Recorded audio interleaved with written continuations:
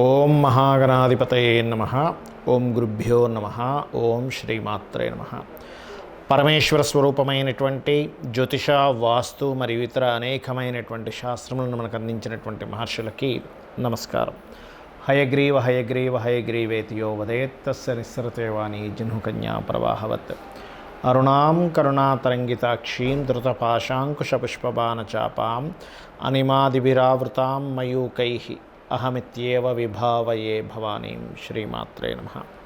ప్రేక్షకులకి ఆ లలితాంబిక అమ్మవారి యొక్క అనుగ్రహం పరిపూర్ణంగా కలగాలన్న స్ఫూర్తి కోరుకుంటూ, ఈ యొక్క జూన్ మాసంలో ద్వాదశ లగ్నాల వారికి, లగ్నం తెలియని వారి రాసుల వారికి ఏ విధంగా ఉండబోతుంది, ఏ విషయాల్లో చాలా అద్భుతంగా ఉండబోతుంది, ఏ విషయాల పట్ల జాగ్రత్తగా ఉండాలి, మరియు మీరు చేసుకోవాల్సినటువంటి దేవత ఆరాధన ఏమిటి, దీనికంటే ముందుగా మనం అసలు గ్రహస్థితి ఏ విధంగా ఉంది. మీనంలో రాహువు కుజుడు ఉన్నారు, కాకపోతే ఆ కుజుడు మేషంలోకి 2వ తేదీ నుంచి మారిపోతున్నాడు. చంద్రుడు మీనం నుంచి మొదలుపెట్టుకొని మళ్ళా కుంభం వరకు ఈ 4 రోజులు తిరుగుతాడు. అదేవిధంగా వృషభ రాశిలో రవి, బుధ, శుక్ర, గురు 4 గ్రహాలు కలిసి ఉన్నాయి. ఈ 4 గ్రహాలు కలిసి ఉండి 15వ తేదీకి రవి, బుధులు మిథునంలోకి మారిపోతున్నారు. 13వ తేదీకి శుక్రుడు మారుతున్నాడు. ఇక కన్యారాశిలో కేతువు, కుంభరాశిలో శని యొక్క సంచారం జరుగుతుంది. ఈ యొక్క గ్రహస్థితిని అనుసరించి ద్వాదశ లగ్నము మరియు రాశి వారికి ఏ విధంగా ఉందనేటువంటి చూద్దాం. కర్కాటక లగ్నము, కర్కాటక రాశి. మీకు దాదాపుగా ఒక 4 గ్రహాలు 15 రోజుల పాటు లాభంలో ఉంటాయి. లాభంలో అధిక గ్రహాలు ఉన్నాయంటే దాని అర్థం ఏంటంటే, మనం అనుకున్నటువంటి డిజైర్ ఏదైతే ఉందో అది నెరవేరుతుంది అని అర్థం. అంటే మనం ఒక ప్రయత్నం చేస్తున్నాము. చూడండి, మనం ఏదైనా సంకల్పం చదువుకున్నప్పుడు కూడా లాభస్థానంలో గ్రహాలు ఉండేలాగా మనం ఏదైనా దానం ఇస్తాం, ఏమంటాం, లాభస్థానంలో గ్రహాలు ఉండేలా ఫలితం రావాలి అని చెప్పి ఆయన చెప్తాడు. ఆయన అంటే ఏమిటి, లాభంలో అధిక గ్రహాలు ఉంటే అదే రకంగా లాభం వస్తుంది. అయితే ఇక్కడ వచ్చిన ఇదేమిటంటే, ఇక్కడ లాభంలో ఉండే గ్రహాలు కంబస్ట్ కూడా అవుతున్నాయి కొంత, అంటే అస్తంగత్వ దోషంలో కూడా ఉంటున్నాయి రవి ద్వారా. అందుకని మనం ఏం చేయాలి, ఆ లాభంలో ఉండే గ్రహాలు మీకు మంచి లాభాలు ఇవ్వాలి అంటే సూర్య నమస్కారాలు ఎక్కువగా చేసుకోవాలి, గోధుమలు ఎక్కువగా దానంగా ఇస్తూ ఉండాలి, గోవుకి గోధుమ రవ్వ తినిపిస్తూ ఉండాలి. ఆటోమేటిక్గా ఏమవుతుంది, ఫ్రూట్ఫుల్ అనేటువంటిది అవుతుంది. అప్పుడు మీకు లాభాలు ఇంకా బాగా పెరుగుతాయి. అందరూ ఏమనుకుంటారు, లాభంలో గ్రహాలనే లాభాలు వచ్చేస్తాయి. కాదు, ఆ లాభాలు రావడానికి ఏం చేయాలో తెలుసుకోవాలి. అదేవిధంగా ధనాధిపతి కూడా లాభంలో ఉన్నందుకు వ్యాపార అభివృద్ధిని ఇస్తుంది ఇక్కడ చూసుకున్నట్లయితే. కాకపోతే మీకు అష్టమశని నడుస్తుంది. మరి అష్టమశని నడుస్తుంది కదండి, నిజంగా లాభాలు వస్తాయా? అష్టమశని నడుస్తున్నప్పటికీ కూడా మీరు కనుక మీరు చేసేటువంటి ధర్మ సంబంధంగా ఏదైతే మీరు దేవతా సంబంధంగా చేస్తారో ఖచ్చితంగా వస్తుంది. అష్టమశనికి ఉన్న గొప్పతనం ఏంటంటే, మీరు నిద్రపోకుండా, అంటే రాత్రిపూట కాదు పగలపూట నిద్రపోయే అలవాటు ఉంటే దాన్ని మానుకొని ఎక్కువగా వాకింగ్ చేస్తూ చేంజ్ని యాక్సెప్ట్ చేయగలగాలి. అష్టమశని వచ్చినప్పుడు ఏమవుతుందంటే చేంజ్ జరుగుతుందండి మనిషి లైఫ్లో.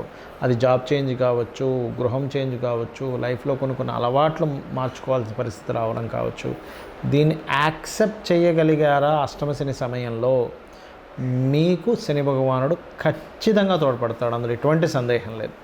కాకపోతే మీరేంటంటే ఈ 3వ స్థానంలో కేతు ఉన్నందుకు కొంచెం మీరు ఏదైనా అగ్రిమెంట్స్ లేకపోతే కొన్ని గాసిప్స్ విని అది నిజమనుకొని ఆ రకంగా రియాక్షన్ ఇస్తూ ఉంటాం మనం.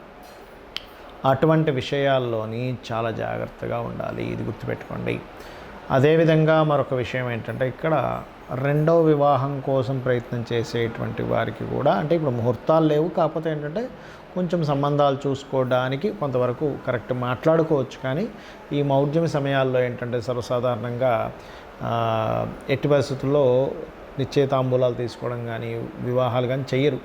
కాకపోతే ఏంటంటే ఈ గ్రహాల యొక్క స్థితి అలా ఉన్నందుకు జస్ట్ మాట్లాడుకోవడానికి ఏం ప్రాబ్లం లేదు. అదేవిధంగా ఏదైనా గృహము, వాహనము కొనుగోలు చేయడము, అలాగే కొంతవరకు ఈ కర్కాటకం వారికి క్రియేటివ్ రిలేటెడ్ వాటిల్లో ఒక మంచి స్టేజ్కి వెళ్ళడం. అంటే ఒక దశమాధిపతి దశమంలో ఉన్నాడు, ఆయన పంచమాధిపతి కూడా అయ్యాడు. అందులో పర్టికులర్గా గవర్నమెంట్లో ఎవరైనా చూడండి, ఇప్పుడు పోలీస్ డిపార్ట్మెంట్, ఐఏఎస్లు, ఐపీఎస్, లేకపోతే అటువంటి కోచింగ్స్ తీసుకుంటూ ఉంటారు. అటువంటి వాటిల్లోని సినిమా ఫీల్డ్లో యాక్షన్ రిలేటెడ్ సంబంధించిన వాటిల్లోకి వెళ్ళడానికి చాలా అనుకూలమైనటువంటి సమయం ఇది. వీటితో పాటు మరొక విషయం ఏంటంటే, ఇక్కడ గమనించుకున్నట్లయితే ఈ అష్టమంలో శాటర్న్ ఉన్నందుకు కొంచెం తాతగారి ఆస్తికి సంబంధించినటువంటి విషయంలో కొంతవరకు ఘర్షణ వాతావరణం ఇస్తూ ఉంటుంది. కాబట్టి ఈ యొక్క అంశాల్లో కాస్త జాగ్రత్తగా ఉండాలి. ఇక మీరు చేయవలసినటువంటి దేవతారాధన సుబ్రహ్మణ్యేశ్వర స్వామి ఆరాధన, అదేవిధంగా నరసింహస్వామి యొక్క స్తోత్ర పఠనం చేయండి. కొంచెం మరీ ఈ పంచమాధిపతి దశమంలో అగ్నితత్వ రాశుల్లో ఉన్నందుకు కొంచెం గొడవలు కూడా అవుతూ ఉంటాయి చేస్తున్నటువంటి జాబుల్లో. అందుకని మీరు ఏం చేస్తారంటే కొద్దిగా ఏదైనా శివాలయానికి వెళ్ళి కొంచెం పసుపు గంధం కలిపిన నీటితో కాస్త అభిషేకించండి, ఇట్లాంటివి చేయండి, అన్ని విధాలా బాగుంటుంది. చాలామంది నన్ను అడుగుతున్న విషయం ఏంటంటే, ఏమండి జాతకం ఒకటే కాకుండా వాస్తుపరంగా ఫైనాన్షియల్ గ్రోత్కి ఎటువంటి జాగ్రత్తలు తీసుకోవాలని అడుగుతూ ఉన్నారు. ఎందుకంటే మనం జాతకం చూసుకుంటూ ఉంటాము, అక్కడ రావాల్సినంత ప్రోగ్రెస్ రాకుండా ఎక్కడో ఆటంకం అవుతూ ఉంటుంది. అంటే దాని అర్థం ఏమిటి, మనకి ఇంట్లో కూడా ఎక్కడో ఏదో దోషం చేస్తున్నాం, ఫైనాన్షియల్గా ఇరుక్కుపోతున్నామన్నా, ధనం మనం ప్రయత్నం చేస్తున్నంత ప్రయత్నానికి మన టాలెంట్కి తగ్గ ధనం రావట్లేదన్నా, లేకపోతే మనం ఏదైనా ఉద్యోగం చేస్తూ అక్కడ ప్రమోషన్స్ రాలేకపోతున్నా, మనం చేస్తున్న వ్యాపారంలో గ్రోత్ లేకపోతున్నా, ఎక్కడో మనం వాస్తుపరంగా కూడా మిస్టేక్ ఉంటుంది. అంటే ఎట్లా అంటే చిన్న ఎగ్జాంపుల్ చెప్తాను. మనకు చక్కగా బండి నడపనవచ్చు, బైకో లేకపోతే కారు, కానీ బైక్ రిపేర్లో ఉందనుకోండి, మనం ఎంత టాలెంటెడ్ అయినా అది ముందుకు వెళ్ళదు, స్లోగానే వెళ్తూ ఉంటుంది. బికాజ్ ఆఫ్ దాంట్లో ఏదో ప్రాబ్లం ఉంది. అలాగే మనిషి జీవితంలో అతని యొక్క జాతక చక్రరీత్యా యోగం ఉన్నప్పటికీ అతను ఇంట్లో చేసే యాక్టివిటీసు, ఇంట్లో చేసే తప్పిదాలు, వాస్తుపరంగా చేసేటువంటి చిన్న చిన్న మిస్టేక్స్ కూడా ఇబ్బందినిస్తాయి. ఎలా అంటే ఇప్పుడు సెకండ్ లార్డ్ బాగున్నాడు, ఫైనాన్షియల్గా వస్తుంది, కానీ వచ్చిన డబ్బులు వచ్చినట్టుగా ఎందుకు ఖర్చు అయిపోతున్నాయి అనిపిస్తూ ఉంటుంది అందరికీ. ఏమంటే మాకు డబ్బులు వస్తున్నాయండి, ప్రతి నెల 1,00,000 2 లక్షలు సంపాదిస్తాం, కానీ అంతే ఖర్చు అవుతుంది. అంటే కారణం ఏమిటి అంటే ఒకటే గుర్తుపెట్టుకోండి, మీ ఇంట్లో దక్షిణ నైరుతి అంటారు దాన్ని, ఇంగ్లీష్లో అయితే సౌత్ వెస్ట్. చాలామంది తెలియక ఏం చేస్తారంటే దక్షిణ నైరుతిలో ధనాన్ని తీసుకెళ్ళి పెడతారు.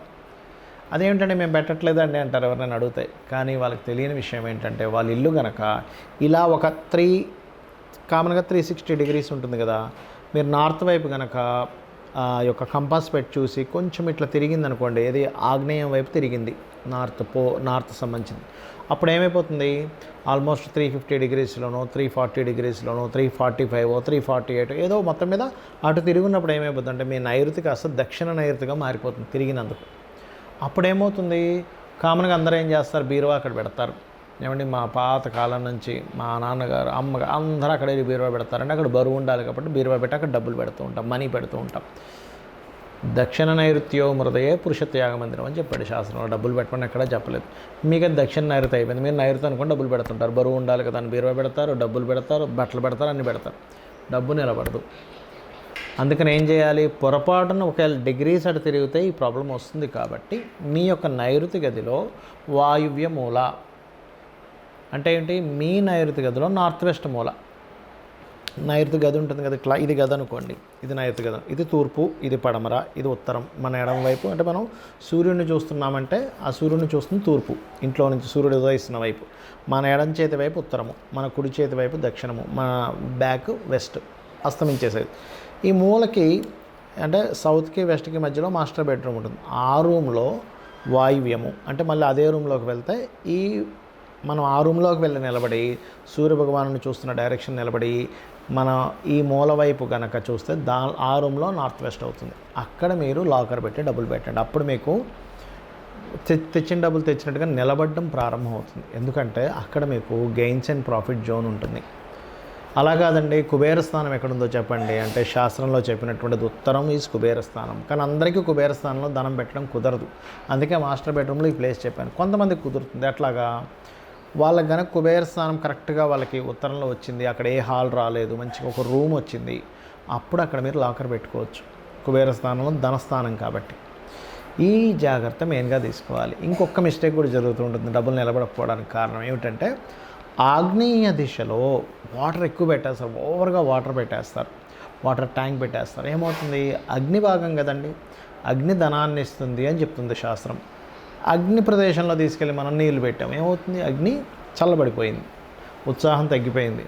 ఎంత చేసినా సరే ఇంతే, నా లైఫ్లో ఎంత కష్టపడ్డా ఇంతే అని మనిషి ఏమైపోతాడు. అలాంటి గృహాల్లో నివసించేటప్పుడు కుటుంబం పట్ల కానీ లేకపోతే ధనం పట్ల కానీ అతను అంటే నిస్తేజస్సంగా అంటే తేజస్సు లేకుండా ఏం సంపాదిస్తామండి, లేకపోతే ఏమి కష్టపడతామండి, ఎంత కష్టపడి ఇంతే కదా, నేను దీనికి ఎందుకు అనే ఫీలింగ్లోకి వెళ్ళిపోతాడు. దానివల్ల ధనం సంపాదించడం తగ్గిపోతుంది. అలాంటప్పుడు ఏం చేయాలంటే మీ యొక్క ఈ కిచెన్ బండ్ ఉంటుంది, బ్లాక్ బండ, అక్కడ చక్కగా దాని కిందని రెండు ఒకవేళ బ్లాక్ ఉంటే కనుక, గ్రీన్ ఆర్ రెడ్ ఉంటే నో ప్రాబ్లం, ఏమి మీరు చేయగలరు రెమెడీ. కానీ బ్లాక్ బండలే 90% ఆఫ్ పిల్లల్లో ఉంటాయి.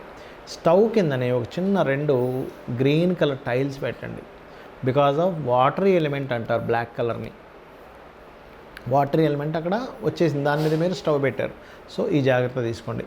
వీలైనంత మటుకు కిచెన్ కొంచెం గ్రీనిష్ వచ్చేలా చూసుకోండి, ఎందుకంటే ఎయిరీ ఎలిమెంట్ రావాలి అక్కడ. అదేవిధంగా కిచెన్ దగ్గర మనకి బాల్కనీస్ ఉంటాయి, మనం సామాన్లు కడుక్కోవడానికో బట్టలు ఉతుకోవడానికి.